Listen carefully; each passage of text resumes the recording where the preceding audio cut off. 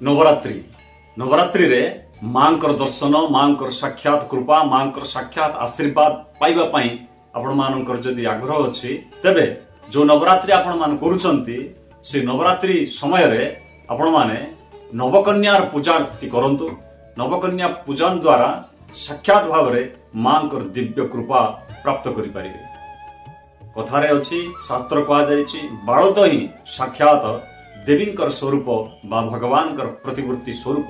तेणु ये नवकन्या पूजन द्वारा देवींकर कृपा एवं आशीर्वाद सहजर प्राप्त करा जाय परिबो। तेबे ये नवकन्या पूजा केमिति करिवे ना अष्टमी किंबा नवमी तिथि रे नवकन्या पूजा करा जाय परिबो।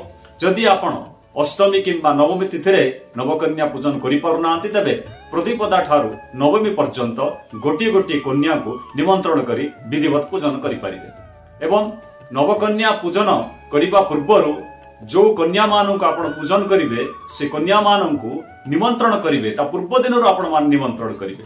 निमंत्रण करी से जेते बेले आपण मानकर पूजा स्थान को आसीबे से समय रे से नवकन्या मानकर पाद आपण धोइबे एवं सुसज्जित एक सुंदर आसन रे सेमानन को बसाइबे एवं बसाइबा परे विधिवत अनुसार गोटिए गोटिए उपचार रक्षा सूत्र तिलक एवं श्रृंगार वस्त्र गुड़िक उपचार गुड़िक आपण से नवकन्या को प्रदान करंतु। एवं ए नवकन्या पूजन समय रे गोटे बालक को मध्य आपण निमंत्रण करंतु जाकी बटुक भैरव स्वरूप। एवं नवकन्या पूजन समय रे सेमानकर सकाशे एक सुंदर स्वादिष्ट व्यंजन तैयार करंतु।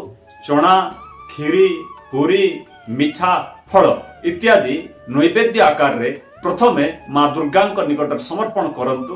करि सारिबा परे नवकन्या निकट को ताहा नियंतु एवं प्रसाद आकार सेमानंकु प्रदान करंतु।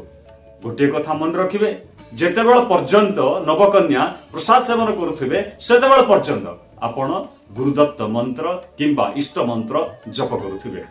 एई सब कार्यक्रम समापन परे जेतेबेल नवकन्या विदाय नेबे सेई समय रे किछि वस्त्र बा किछि उपचार द्रव्य जेमिति खाता पेन इत्यादि आपण समर्पण करि परिबे। गला बेलकु सेमानकु सम्मान सहित विदाय देबे।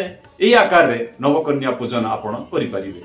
ता सहित नवकन्या रे कहा जायछि जे नवकन्या 2 वर्ष रु 10 वर्ष भितरे हवा कथा एवं नवकन्या रो स्वरूप ये जो 2 वर्ष रु 10 वर्ष भितरे कोन कोन सेमानकु आकार देवी आकार रे गणना करा जायछि से विषय रे सुनिबा।